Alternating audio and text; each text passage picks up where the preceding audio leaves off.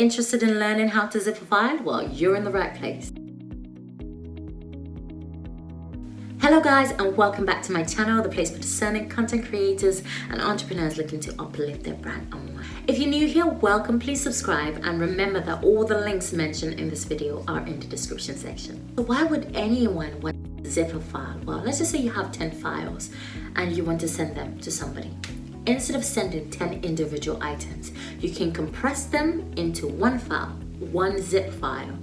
This helps you, in your sending. It makes the sending process easier, it makes it faster, it makes the storing easy as well, because you can then extract that zip file and voila, you have 10 files. So it's a really easy way of sending, multiple related files together. So if there's something you need in your business, you've been wanting to learn how to do, then keep watching. Okay, so this is going to be a quick tutorial.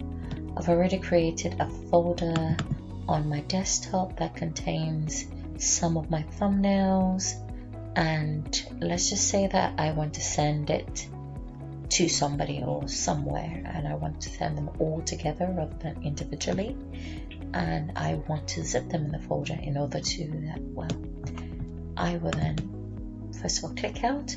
This might be slightly different in a Mac. Please let me know if you want a tutorial on how to do this on a Mac, and I'll be sure to do that. But you right click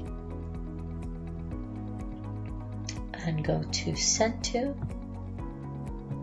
and you get compressed folder here, compressed zip folder.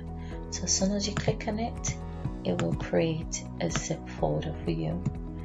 And the amazing thing is that you will notice instantly that the size of the zip folder is much more smaller than the original file. So as you can see here, the file is 1.26 megabytes and the zip folder is 1.11 megabytes. So that's great. It's compressed it for you, it's made it slightly smaller, and that will make it easy to send, easy to store.